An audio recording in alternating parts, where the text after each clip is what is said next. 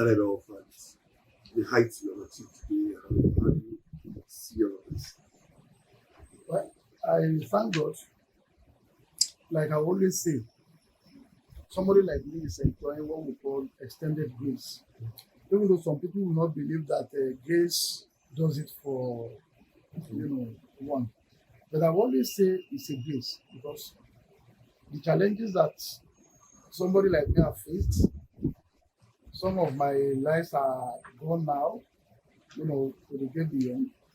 But I am still active at this stage, you know, in my industry and life. So that is why I always praise God.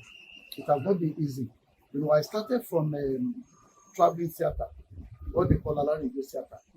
I founded my own group in July 12th, 1983.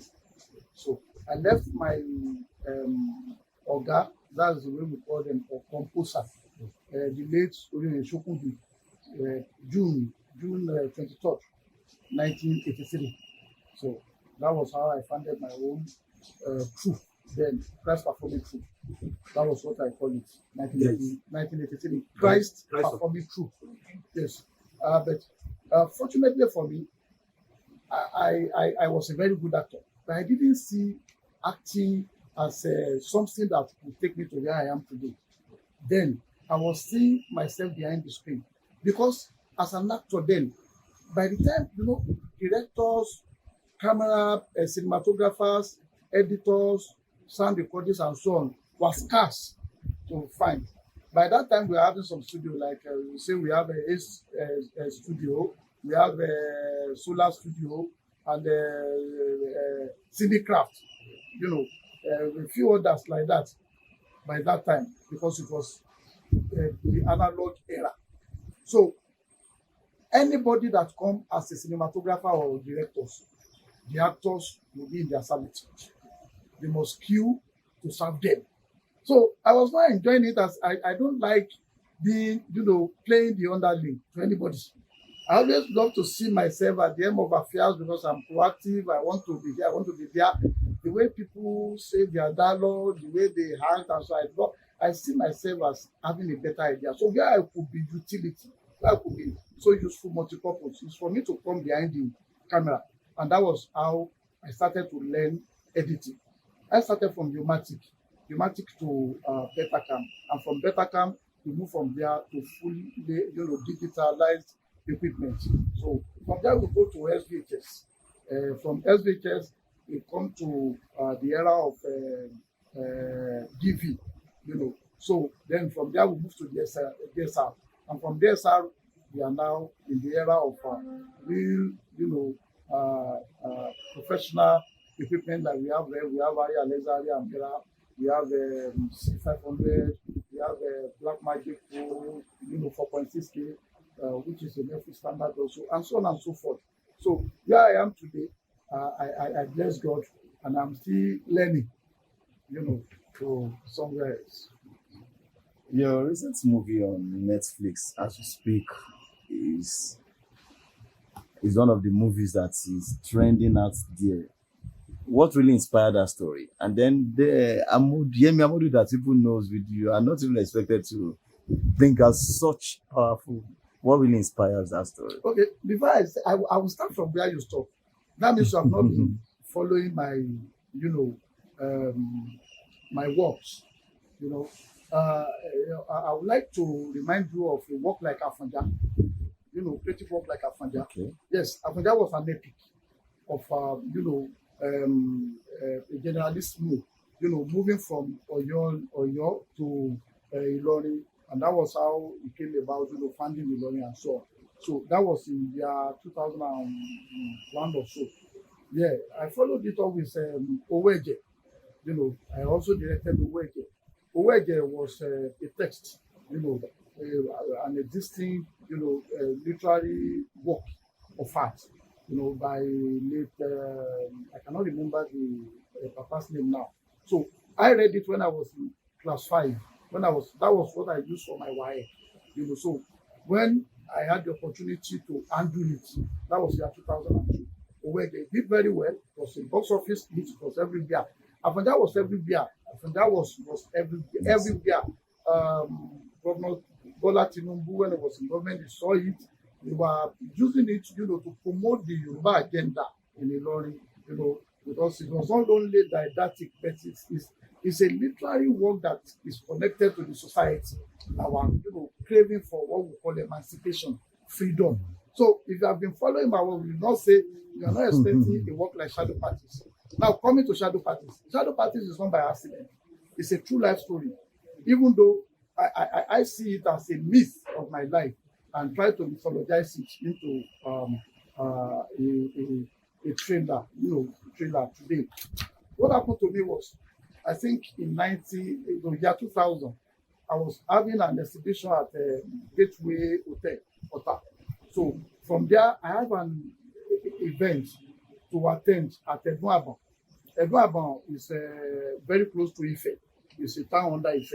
So that time, when I left Gateway Ota to go to that place, I didn't even know there was war. There was this fratricidal war going on in Ife, between Ife and Modakeke. So I was not going. I left my car for my boys who are showing, handling the exhibition for me. So when I got to Ibadan, I dropped and I was to join a bus to Ife. But they said we will not get the one that will go straight, that they are going to branch when they get to Gbongbon. So immediately after Gbongbon, the branch of the express. So what happened then was, a minute into the bush, they stopped and people came out with cordless, with amulets, with broken bottles, with guns, with machete, and so on and so forth. So they asked everybody, come down, the order goes down. And by the time I dropped, everybody dropped. So they were asking us to speak. Whoever that has a tongue that is twisted will be, separated. Only 3 of us were having straight tongue. And unfortunately, before me, they started to massacre those people. Myself, a guy, and a girl, and the 3 of us speak race. And we ran through Oribo Meje, that's what they call it. Oribo Meje, I think at about 5:30 to 6. And we got to where we could get a rescue, I think at about 5:30 a.m. the following morning. So as we were moving, we were hearing a very resounding, a very reverberating gun, sound. We even went past a dungeon where decayed corpses were, kept. So it was an experience very harrowing that I had been having. I wanted to adapt it into a movie, but I was not having the kind of money, the kind of capital to drive it, So I waited for the right time, and that was when I discovered that BOI was having what we call money fund scheme. So I approached BOI, and then they saw I have already written it into a script. So they saw it, and by the time they saw it, they were impressed by it. They called me to defend it. I defended it, and they provided the initial fund, for us to do it. So thank God, the rest is history on Netflix now. When it got to Netflix, it rose because I couldn't make noise again. I spent all my money on noise 2 years ago when I was expecting it, to come out. But by the time Netflix was releasing, there was no billboard, there was no noise again, and thank God it came out. So yes. Went from no film to number 7 on Netflix, from number 7 to number 3, number 3 to number 2, and eventually got to number 1. We ruled for some time, the way Netflix operates. So you've talked about lots of movies that you have worked on. So which one would you say is your most challenging, and the one that even shot you that make people to know more about me? Yes. Anyway, it is Shadow Parties, but I would say that every film is its own challenge, with its own peculiarity. There is no way, even if you are doing a movie of 1 million naira, I can assure you that what you are going to experience, you may even feel that I am not going to do this again. You get it. So every film is its own challenge. But the one that I will always say, I thank God on is the shadow parties. Why, sir? Why, sir? Eh? Why? Oh my Your God. Excellencies. I made shadow parties. Like I told you, I've been writing the story, rewriting since year 2000. Then, by the time I started the production, that was 2017, and I could not finish until end of 2019. I could not finish. I finished it in 2 years when I was shooting. A lot of challenges, finance, logistics. You can imagine, some people will call it spiritual, even though I don't believe in it. But at the same time, I experienced it. You will not imagine organizing a scene prep. We have prepared. I have made my blockings, put the artists, they will make up every morning. We get to that particular set, I think about 8:39, and we will make our preparation. Maybe we will call the shot 3 o'clock in the afternoon, and rain will start. And for good 4 days, it was happening repeatedly. It was something every day. Until one man called me and said, I want to teach you how to fight kung fu. I said, kung fu. He said, yes. He said, yeah, that's a very, very, very weak man. I said, weak? He said, yes. Ordinary rain is threatening you for 4 days. You can not do what you are supposed to do. He said, give me 1,000. And the spirit asked me to give him 1,000. I gave it to him. He said, okay, we'll talk about the kung fu. Do you know the kung fu, whatever. Go and do your work. Then we know better. I give you, it is just 1 hour you pay for. I tested him. Do you know that when we were shooting, immediately it is 1 hour, I saw that the rain was gathering in the sky.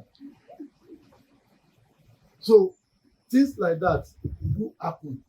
I've been on set, a situation whereby I was blocking my actors, and then one of them said, you are too recalcitrant, you are too parochial of idea. You will not want anybody to just contribute. And so I said, because I'm the director, you can only understand your own scene. The scene before it, you don't know. The scene after it, you don't know. I have seen it as a director. I've seen the movie. You have not seen it. I know the end result. So if you are going to contribute, your contribute may negate, what I have before and what I have after. I try to explain to him that in every film there is what we call previous action. That is in the analysis of, script, in the analysis of a movie. So he look at me like this. And by the time I was trying to correct a particular line, I just became stiff. I was seized. I could not even utter a word again. I was just like this, looking at everybody, and everybody was looking like a dwarf. And in the next 2 minutes, I sat down like this. And for 3 days, I was unable to speak. I was on myself. Now, one guy was passing. He just saw me. He looked at me. I said, who did this to you? And he touched me. And he said, okay, can you drink soap? I said, soap. He said, yes. He said, yes. He said, okay, let somebody get me orange. And the person got us orange. He went to his house and brought the local soap, Oshedudu, and he mixed it with the orange. And by the time I drank it, I started to, stew a black substance till daybreak. At about 4:30 a.m., I became so good, and I slept off. And by the time I woke up, I think at about 7:30, I was so strong. So what will you say about that? So many things that we have faced. So many things. During shadow parties, one of my gaffers, we were on a set since I think about 9 o'clock in the morning till around 8 o'clock. The generator, we were going, around with 45 kV. When it worked, our cable that transmit, light to the set is so big. We call it snake cable. So the thing just we couldn't even explain where the fire was coming from, and that guy was in the fire, and I was looking at him and I was running. I pushed him. We both landed on the grass, and the fire went down. Pim. If you see the back of the guy, you will pity him. So Sam, from what you have said, I think it's very strange producing a particular movie from my calculation 20 years. What did you get to a point you felt like giving up, not continuing with the production? yes, it got to a point when I felt enough is enough. I wanted to commit suicide, not giving up on the movie, but giving up on my life. What happened was we were on set for 25 days. I brought in a particular editing, suit that could be able to edit perfectly the specification I was having in view. So we were worked for out of 26 days. I brought in white guys from abroad, everybody who have spent money. So on the 20th of 25th day, we just came back and the editor was crying. We said, why? He said, everything in the system, you could not find them again. That's a lie. That's a lie. I went on the system myself because I have the background of editing. That was where I started from. I went into the system. The system was not bringing anything. I called my engineer. He came the following morning. He sat on it. I sent him about 170,000. He sat on it, and can you believe that he could not do anything? I brought another engineer. We could not leave that hotel. So because of the system must not lose energy. So we were there. So till another 21 days, we could not find anything. So somebody then recommended that we should contact IMAC in US because the system is IMAC. So we contacted them, and then they said, okay, we should ship the system back to US. So then somebody just called me and said, there is somebody now in Ibadan that could do it. I said, in Ibadan? I said, yes. They sent the number. When I called the guy, the man was speaking, hello. By that time, before I could get that link, I just called my son, my eldest son, and said, boss, take care of the family. I was planning to leave. Send me for where? I said, I was to commit suicide. He said, but you are not a man that give up easily now. So how can you just give up on this? Try more. That I know. I will not disturb you again, don't worry. Just try more. Then that link came. When it came, I called the man.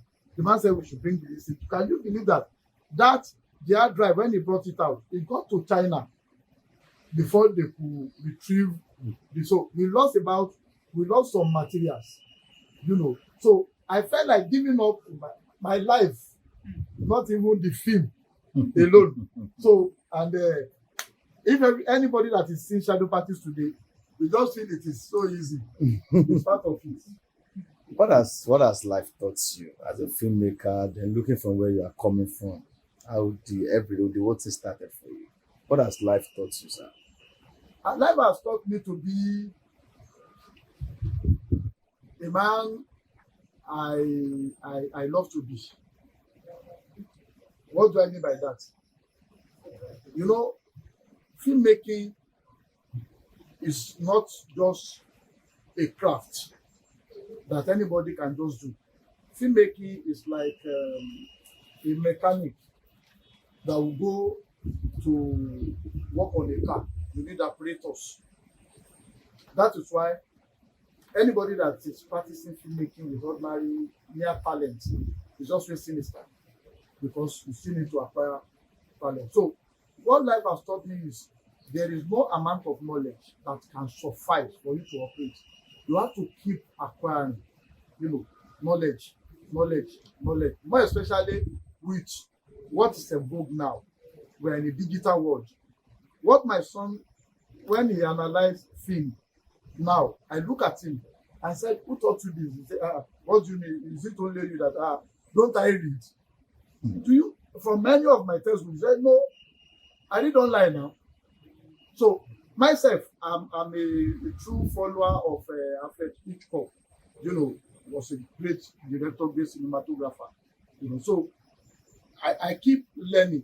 So life has taught me to keep learning, keep acquiring.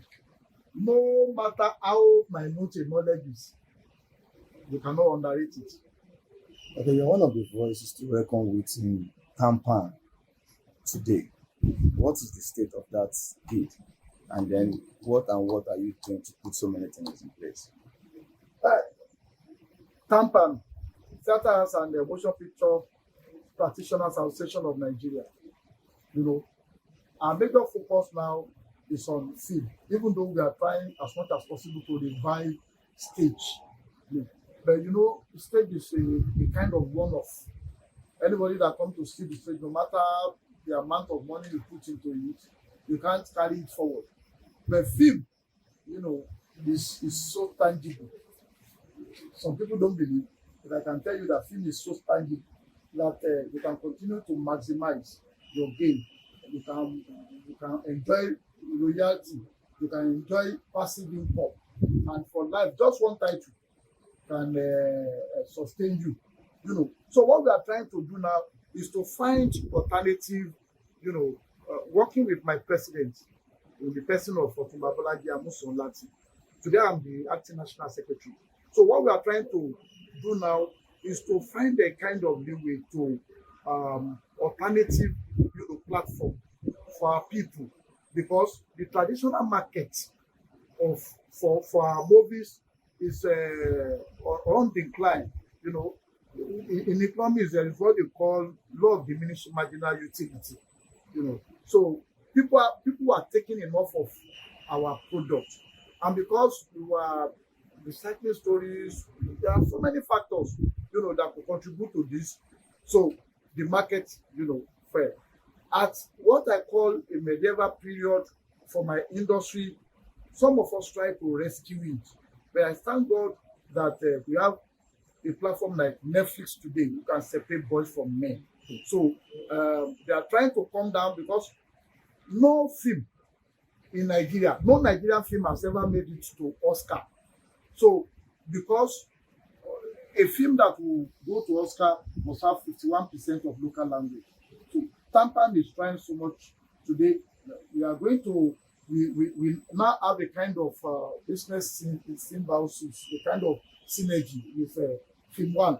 So TAMPAN is going to set that standard. We are working with Film One to make a movie, you know, that will set that standard and open the door, the kind of cosmology to our members, you know, productions.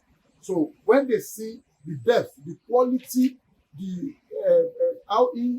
ingenuity, you know, how profound the story, you know, stories our people will be presenting as content, then the difference will be so clear. And with the richness of our language, Yoruba, then I can say that in the next 1 year, we will Oscar for Nigeria. Yeah. So, sir, from what you said, Shadow Party is a true life story. Yes. So I'm curious to know why that ties to Shadow Party. Okay. Well, Shadow Parties is all about communal, you know, clashes, to expose the evil inherent in communal clashes, fratricidal war, internecine, religious issue, what do you call it, banditry, terrorism, all these vices. Some people are benefiting. Some people are at the background doing big business. You know, gun running is a very big business.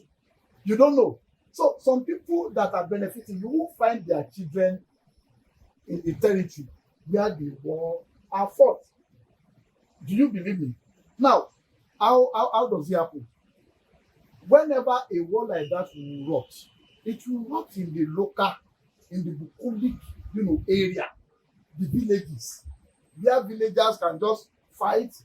This village, A village, B village, begin to fight over border. And the people that will be benefiting are not the locals, because the locals don't know why they are fighting. The people that know why they are fighting are in the city. You understand? They can go to television, they can speak English. And the people that can speak English are the people that government will call and say, okay, how if we want to resolve that issue, how do we resolve the issue? They will provide money. They will say, okay, if it costs us billions because of Usabe, they will provide them with the billions. And from the billions, they will buy them, you know, guns again. They will encourage the fight. You just know that there is no end to such war. You understand? Why? Look at what is happening in Nigeria today. You know, and I had that experience about 21 years ago. Yet it is still happening now here and there in Nigeria. So if some people are not benefiting from it, why is it people quarreling? That's the question. So the people that are, the background, that are really enjoying from this, benefiting from it, are the shadow parties. Because what does that mean in conflict resolution? When you have A and B fighting, the third party, that will be shadow. Of course, the definition of shadow, the meaning of shadow. So the third person that will be in between, fueling it, is regarded